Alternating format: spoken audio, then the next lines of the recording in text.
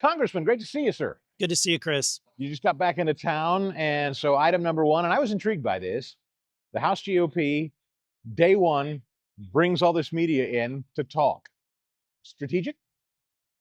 Yeah, I think that the media want answers. Some of the phone conversations that I've had as we're leading into this is, where do you feel that Congress is? Donald Trump in his first 100 days, I think he deserves an A grade.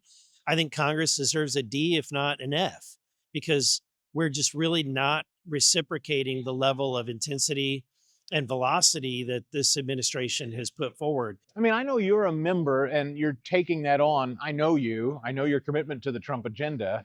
I know you had to swallow hard to get that reconciliation done. I get it. So you're owning it because you're part of the team, if you will. But is it, it's not you. I know it's not literally you.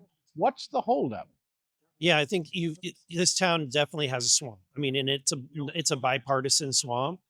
They're trying to we have to drag these people along, and sadly, leadership will protect those members. So a lot of the things that people are puzzled by and say, why haven't you passed, XYZ? Well, it's because when you kind of pinpoint it, it's because there's the Senate, leadership decides that, well, the Senate's not going to pass it. So why are we going to put our members in the purple districts on a bad vote, or something that why gives fodder to the opposition, and why do it? And I would say we must do it because the American people are expecting it, and then now the blame falls on me and other people, and whenever people ask, well, why aren't you doing something? And so I think that at the end of the day, we're all adults. We all should have to live up to our votes, and no one should be shying away from any votes. And we need to bring up all of these bills. All of the Doge cuts need to be brought forward as Yes. permanent as permanent policy changes. Huge part of this is what everyone has seen, the USAID, the bloat, the waste, the fraud. It's rotten to the core. Can that be codified by you guys in the House? Again, if brought to a vote. Yeah, absolutely can. The question is, will it be codified, and can we convince everybody to get on board with it? If you've got a program, think of the most heinous USAID program. There's always somebody who thinks, well, it was just manipulated by the Democrats, but it's a good program whenever Republicans get in charge, and we don't want to give up that good program. Ronald Reagan said the most permanent, most eternal thing, closest thing to eternal life that we'll ever see on this planet is a government program. And it's true, because this town just wants to perpetuate it, even if it's something that was taken, abused, and um, thrown at our culture. Yeah. Uh, the big beautiful bill itself. I understand Thune came. I've been really interested in this dynamic only because I know with McConnell there was no such thing as the Senate and the House even speaking. Yeah. I understand that's changed. I know some of your colleagues like Thomas Massey have said I don't trust Thune and didn't go with the reconciliation ultimately that you did. Yeah.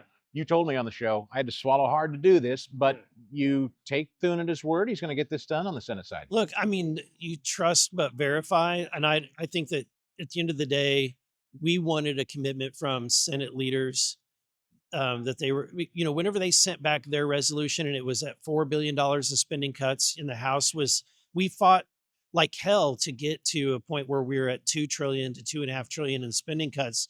And this whole thing is a completely pathetic, attempt of actually getting to a balanced budget. When you think about it, we're going to spend over the next 10 years $89 trillion, and we can't come up with 2.5 trillion in spending cuts out of an $89 trillion spend. It's pathetic. And so, but it's the most that we were able to get out of House leadership. We had that level of commitment early on from the White House. And when the Senate kicked back their spending cuts, and it was to the tune of $4 billion. We're talking trillions and they're talking billions.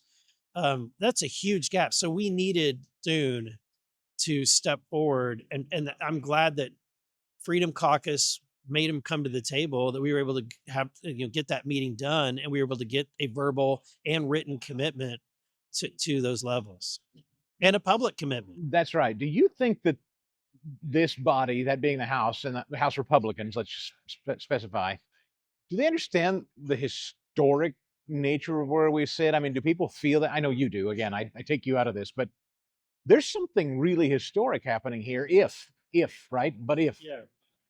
or is it business as usual for most of your colleagues, if you're to be Yeah, honest? I think that for some of my colleagues, they want to return to business as usual. They're not ready for this moment, but I think that we are at a historic moment, and I think that we're an inflection point. If we don't pull up on the handle or the steering wheel, we're going to crash this economy in this country into the ground. And I mean it. We're going to lose the world reserve currency. We're no longer going to be the economic superpower that we have been. We're seeing that was the trend line for the United States, and China was emerging as the number one superpower in the world. I don't want to look back on this time and say I managed the decline and the complete downfall of the United States. I'm going to fight like hell to make sure that we return to our glory and that we're able to pull this economy around. You've been generous with your time. Final question. What if you think we're going to get that big, beautiful bill and it really does come to fruition and gets to the president's desk? I haven't really asked you if you think that's the case, but assuming you think that's the case, I want to manage expectations. What do you think when it's all said and done will be in this thing that makes it to the president's desk, if in fact you feel it will? Yeah, I think it's at the minimum we need to make sure that this bill is positive for the deficit. In other words, it reduces the deficit. At the very minimum, it has to break even. If it adds or exacerbates our deficit problems, I won't vote for it. There's a lot of people are not going to vote for it. So we got to at least improve the debt and the deficit, getting ourselves on a balanced budget. In order to do that, I think that you're going to have savings that we'll identify through Medicaid by finding the waste, fraud, and abuse in Medicaid, and without cutting a single person off the system. Now, if it were me, I would do a lot more reforms to Medicaid. But I think that we can do a lot and save a lot of money without kicking anybody off of the system that truly needs it.